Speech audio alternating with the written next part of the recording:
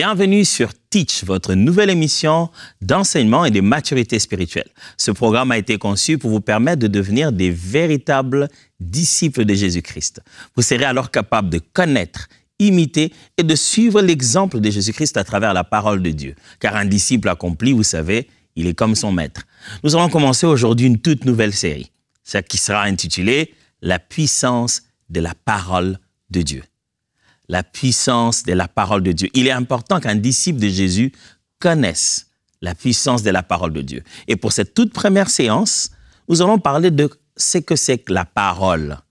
Pas encore de Dieu, mais la parole. Quand la Bible utilise l'idée de la parole, c'est pour dire quoi en réalité? Je vais tenter tout à l'heure de présenter d'abord l'idée générale de la parole, même au niveau de l'être humain, mais aussi qu'est-ce que l'expression biblique du mot « parole ».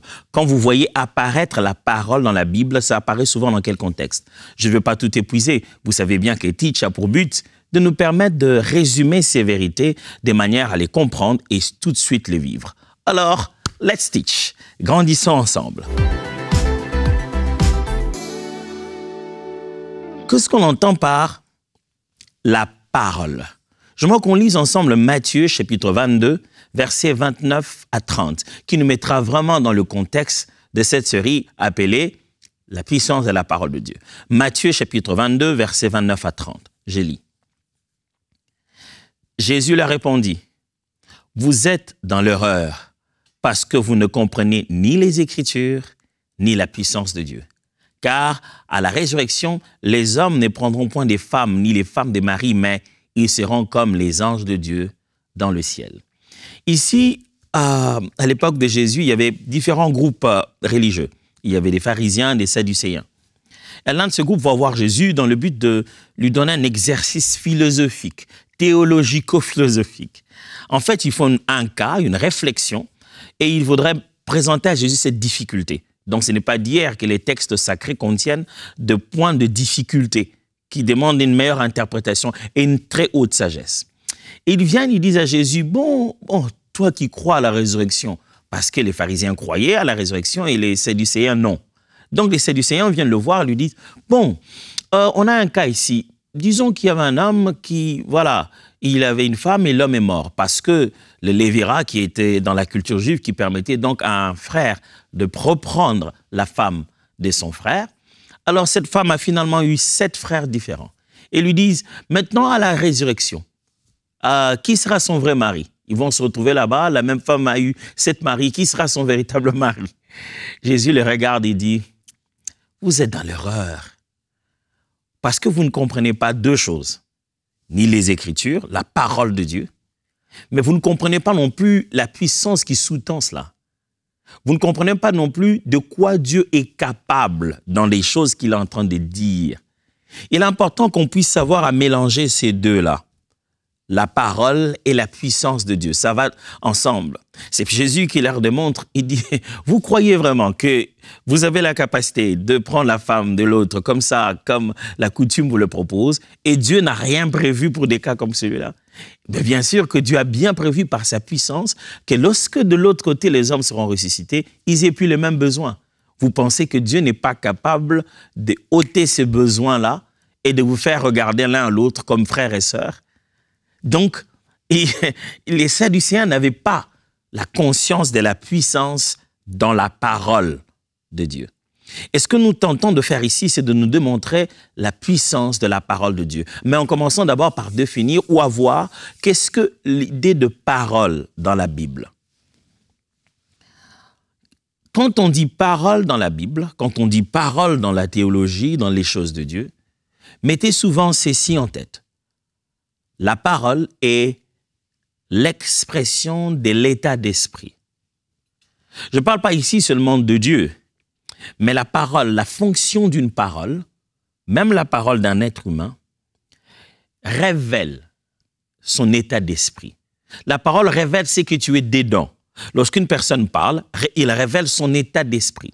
J'aimerais le dire en ces mots. La parole est la main de la pensée. La parole est la main de la pensée.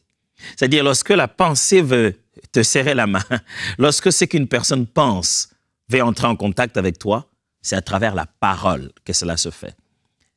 Lisons ensemble Matthieu chapitre 12, versets 33 à 36. Matthieu chapitre 12, versets 33 à 36. Ou dites que l'arbre est bon et que son fruit est bon, ou dites que l'arbre est mauvais et que son fruit est mauvais, car on connaît l'arbre par le fruit. Race des vipères, comment pourriez-vous dire des bonnes choses méchants comme vous l'êtes? Vous entendez? Comment pourriez-vous dire des bonnes choses méchants comme vous l'êtes à l'intérieur? Car c'est de l'abondance du cœur que la bouche parle. L'homme bon tire de bonnes choses de son bon trésor, et l'homme méchant tire des mauvaises choses de son mauvais trésor. Je vous le dis, au jour du jugement, les hommes rendront compte de toute parole vaine qu'ils auront proférée. Jésus est en train de leur expliquer que vous ne pouvez pas là venir dire « je l'ai dit seulement, c'était que sur mes lèvres ». Non, non, non. Ce qui sort des lèvres vient du cœur. C'est de l'abondance du cœur que la bouche parle. Elle dit « comment pourrez-vous dire des bonnes choses aussi méchants que vous êtes? Tel arbre, tel fruit. » L'état d'esprit d'une personne se révèle à travers ses paroles. C'est que quelqu'un est à l'intérieur de lui, son esprit. Comment va son esprit en ce moment-là? Ça se révèle à travers ses paroles. Et du coup, c'est comme ça qu'on reconnaît l'esprit de Dieu, à travers les paroles de Dieu. L'esprit de l'homme, à travers les paroles de l'homme. Donc, premièrement, quand on dit parole dans la Bible, ayez en esprit que lorsqu'on dit parole, on dit comment l'esprit se manifeste, comment l'esprit fait connaître sa volonté. Deuxièmement, quand on dit parole dans la Bible, c'est l'engagement solennel d'une alliance. Il y a cette idée qui revient plusieurs fois dans la Bible. Je vous ai dit qu'il y en a beaucoup, mais j'ai retenu quelques idées seulement pour attirer notre attention. L'engagement solennel d'une alliance. L'idée de la parole dans l'Ancien comme dans le Nouveau Testament reviendra toujours dans le sens où on a donné un sceau, un gage, une signature, une garantie de l'engagement qu'on a pris. À l'époque de la Bible, les gens ne donnaient pas beaucoup de choses. Des fois, des grands et des très, très grandes alliances se sont faites rien que par l'engagement de la parole. Je le jure, sur l'honneur, je le dis. Aujourd'hui, la parole ne vaut plus rien. Oh, aujourd'hui, les gens te donnent la parole, demain, ils font autre chose. Aujourd'hui, les gens n'hésitent plus de mentir. Très peu de personnes donnent leur parole avec honneur. Mais dans la Bible, l'idée de la parole, c'est justement ce gage que tu viens poser à table pour faire une alliance. Mais de nos jours, les gens font plus confiance à leur encre qu'ils ont mis sur un papier. Parce qu'ils ont signé. Ils se disent, là, nous sommes liés.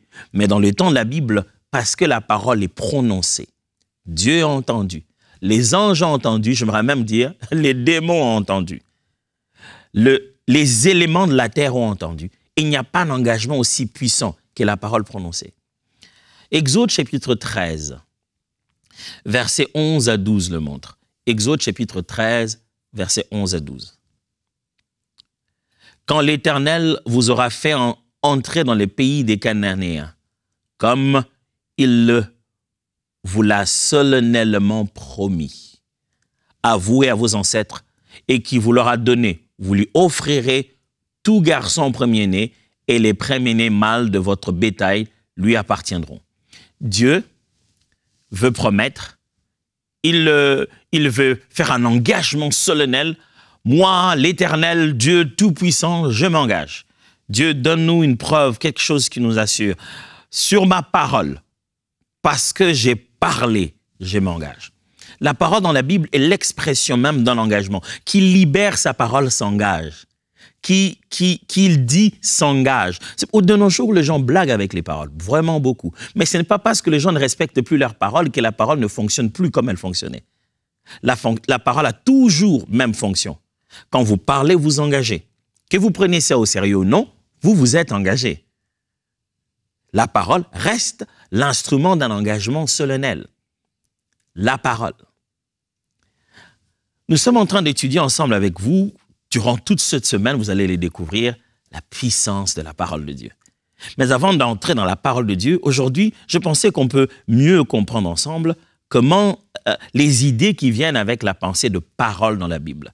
J'ai choisi quelques idées qui sont dans l'Ancien et dans le Nouveau Testament, qui peuvent nous permettre de commencer à comprendre quand on dit parole, quelle en est la fonction, quelle en est la teneur. J'ai dit d'abord que la parole, c'est l'expression d'un état d'esprit. C'est comme une personne est à l'intérieur de soi, lorsqu'elle veut s'exprimer, c'est à travers une parole.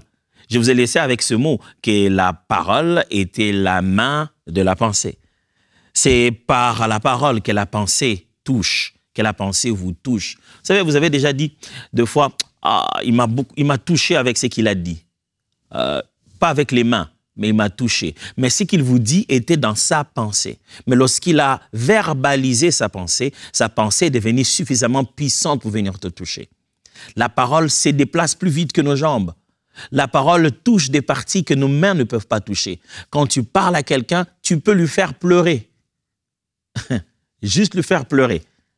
Je me souviens, une de mes filles, elle déteste tellement tout ce qui est seringue, tout ce qui est piqûre, oh là là.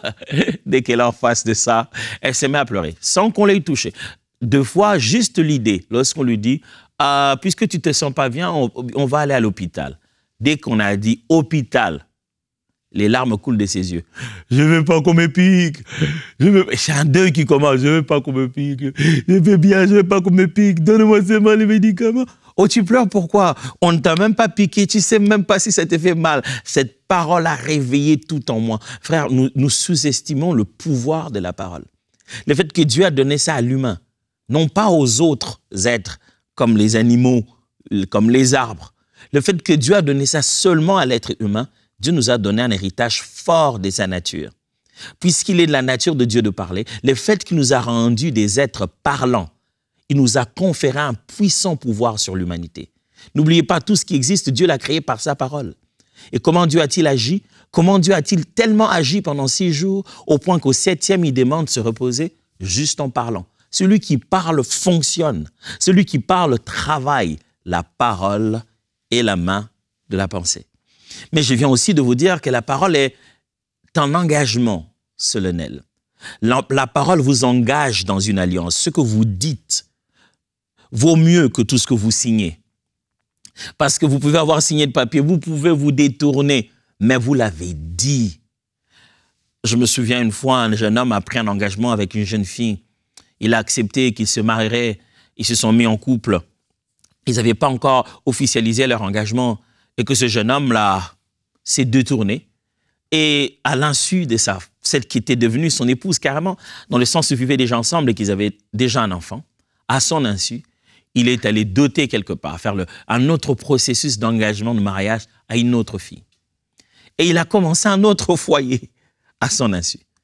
Mais puisqu'ils avaient déjà fait un premier pas de mariage, ils avaient déjà vu la famille et ils s'étaient déjà engagés, cette jeune fille était tellement dans la douleur qu'elle s'est dit, si vraiment ce garçon m'avait fait cette promesse, il m'avait dit ceci, si vraiment il a dit ça, Seigneur, ne laisse pas ces paroles en l'air. À cause de ce qu'il a dit, elle a dû prononcer des paroles qui étaient très dures. Et c'est ce qui est arrivé à ce jeune homme. Durant tout le temps, dans ce soi-disant nouveau mariage, il n'arrivait pas à avoir d'enfant. Jusqu'à ce qu'elle rentre voir cette jeune fille. Ce n'était pas la sorcellerie, ce n'était pas une malédiction. Mais la fille en a fait appel à la parole qui a été prononcée. Faites attention aux choses que vous dites. Vous posez sur la table quelque chose que tout le monde peut utiliser. Vous pouvez arracher les feuilles du contrat. Mais ne vous laissez pas tromper par l'expression française qui dit « je retire mes paroles ». Hein? Ça ne se passe pas comme ça, spirituellement. Quand une parole est libérée, il en faut une autre pour annuler la première. Mais malheureusement, on ne retire pas la parole. Il y a un dicton qui dit « la parole ressemble à un clou que l'on frappe en coup de marteau sur du bois. Même quand on a retiré le clou, la trace reste. » La parole, mes amis, c'est un engagement fort. Quand on utilise la parole, on s'engage et on engage. Devant les hommes, devant Dieu, devant les esprits, on engage. Chaque fois que vous libérez une parole, sachez qu'il y a toujours un témoin. Pas toujours visible, mais même invisible. Il y a des témoins derrière chaque parole que vous êtes en train de prononcer. Troisième chose, qu'est-ce que c'est que la parole? Dans la Bible, lorsque vous allez voir apparaître les termes parole, sachez que ça a aussi trait à la personne de Jésus-Christ. Quelquefois, le mot parole dans la Bible veut simplement dire Jésus-Christ. La parole, de fois dans la Bible, fait référence à Dieu lui-même fait chair, venu au milieu des hommes, Jésus-Christ, le roi de gloire. Alors, dans la Bible, parole de Dieu alors, parole prononcée par Dieu, tient donc le sens de la personne, de la mission de Jésus-Christ de Nazareth. Prenons Jean chapitre 1, bien sûr, vous y attendiez. Jean chapitre 1, verset 14. Jean 1, 14. Et la parole a été faite chair. Elle a habité parmi nous, pleine de grâce et de vérité.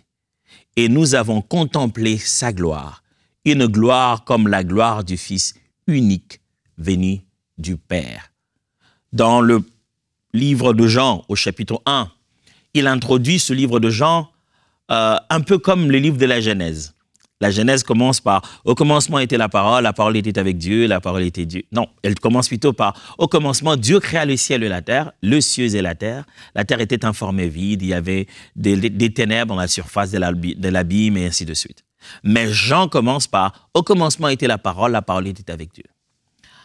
L'une des raisons pour lesquelles Jean aborde son thème comme ça, c'est parce qu'à cette époque, il est possible qu'il y avait beaucoup de philosophes. Et la philosophie avait tendance à insister sur l'essence de ce mot « logos ». Le logos était considéré comme l'idée de la pensée, la base de toute pensée. Et les philosophes commençaient à se dire, au départ, au commencement de toute chose, c'est d'abord le logos, c'est d'abord cette pensée. Alors, ici, Jean, par la tentative d'emprunter leur philosophie pour la clarifier, un peu comme ce que Paul a fait à Athènes en disant « J'ai vu un temple qui est consacré à un Dieu inconnu, c'est de ce Dieu-là que je vous parle ».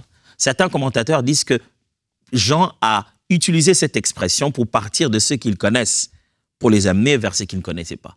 En leur disant, oui, au commencement, bien sûr, tout a commencé par le Logos, mais le Logos, au début, était avec Dieu. Le Logos, là, était Dieu. Et il a commencé à leur expliquer c'est quoi le Logos. Et là, il arrive en disant que la parole était avec Dieu. La parole était Dieu. Et puis, il arrête de parler la parole. Il dit, en elle était la vie.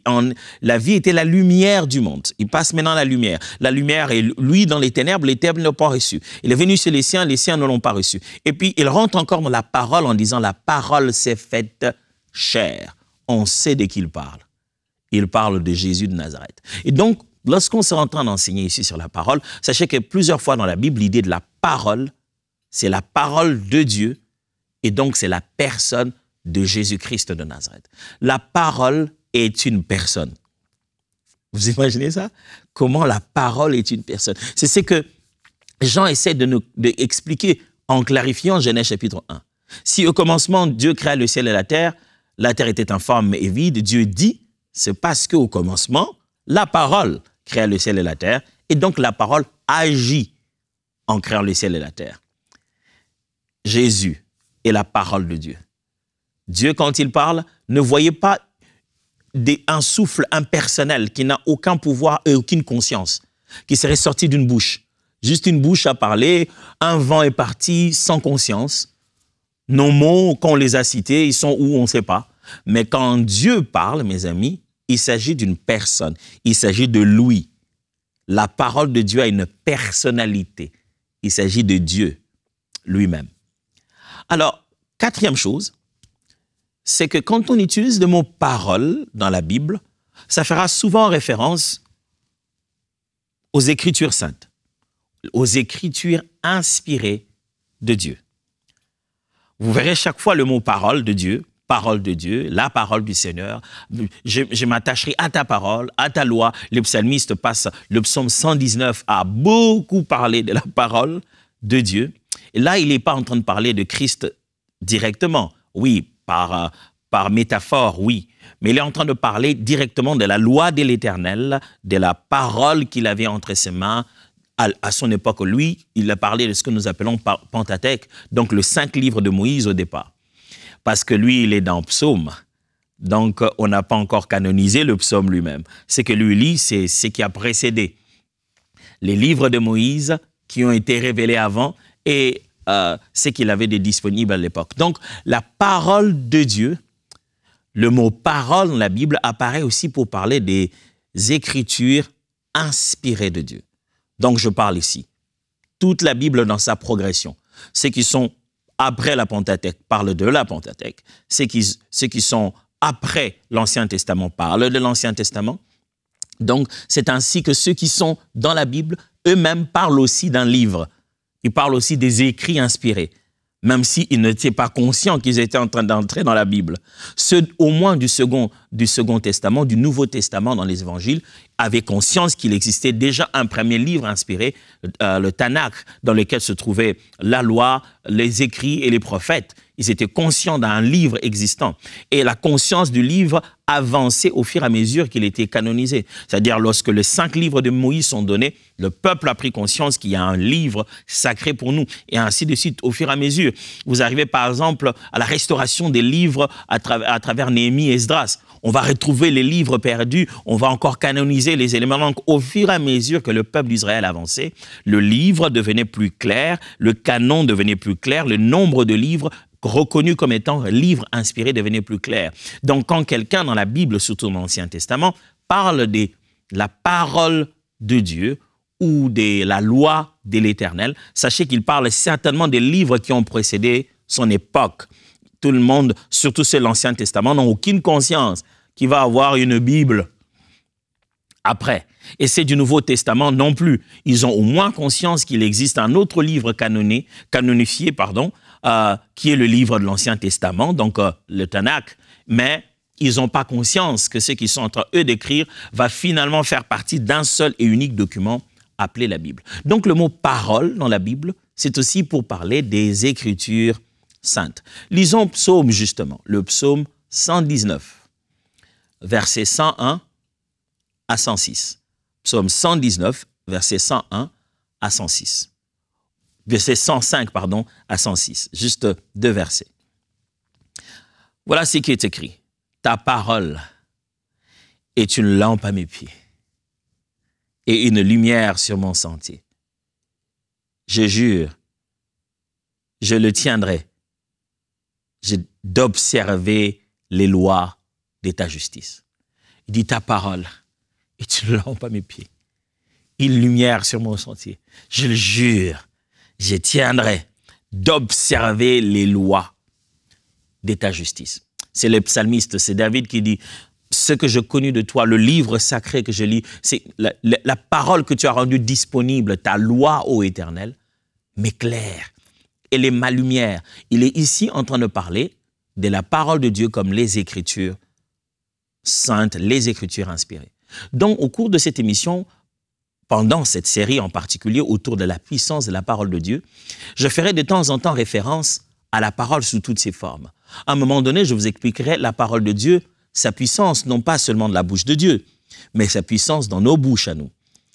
Pourquoi je vous prépare avec tout ça? Parce que vous devez vous rendre compte finalement que la parole de Dieu, la puissante parole de Dieu, ce sont les Saintes Écritures.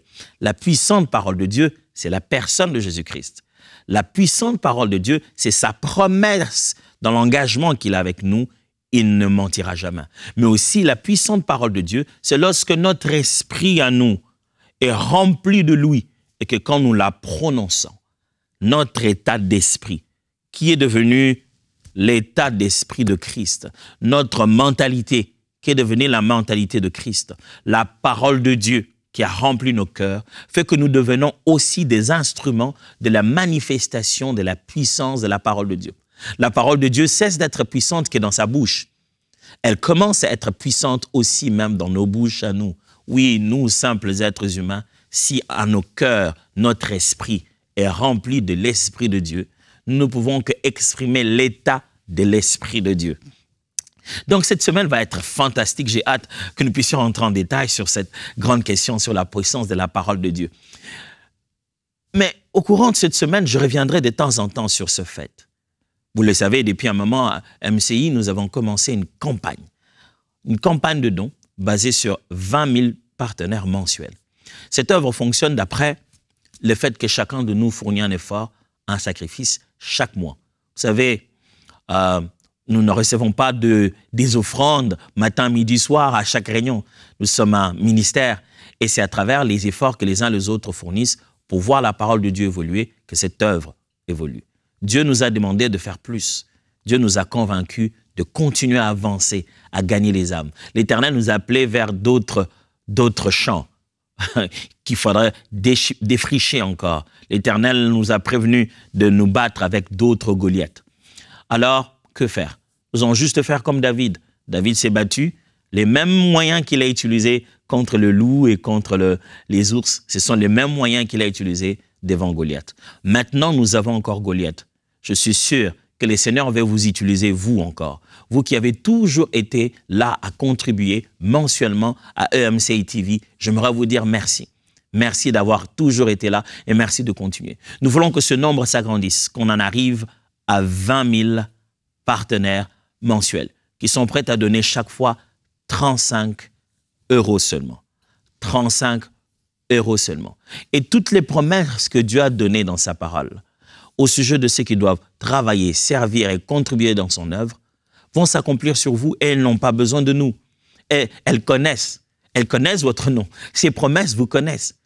Vous savez, quand vous allez s'aimer à terre, même si, je disais à quelqu'un, même si cette personne est d'une si mauvaise vie, elle est impudique, elle est d'une vie mauvaise, elle parle mal aux gens, lorsqu'elle va avec sa sémence dans la saison, dans la bonne terre, elle dépose. La terre ne lui dit pas, toi vraiment tu es si mauvais, je ne veux pas donner, je ne veux pas donner de fruits, je ne vais rien donner. Non, il y a déjà une loi, il y a déjà un principe qui va au-delà de cet être humain, qui n'a plus besoin de juger qui il est. Ce principe va naturellement fonctionner. Il y a un principe des semailles et de la moisson. Ce principe va naturellement fonctionner tout au long de cette campagne. Alors quand vous avez pris ces coordonnées qui venaient d'apparaître tout à l'heure et vous êtes allé sur notre site internet, prenez cet engagement de vous dire, je vais travailler avec vous chaque mois et je donnerai ma contribution minimale de 35 €. Et le Seigneur, je suis sûr, vous bénira énormément. Mais en attendant, voyons-nous demain pour continuer notre formation en tant que disciples sur le sujet de la puissance de la parole de Dieu. Ça va être vraiment intéressant. Vous allez voir, ça va nourrir votre cœur et votre esprit et je suis sûr que vous allez aimer et grandir. Alors, on se voit demain. Let's teach! Grandissons ensemble.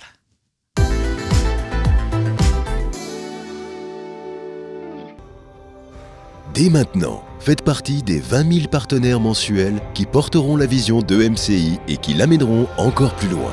Pour faire votre don, rendez-vous sur emcitv.com/20 000.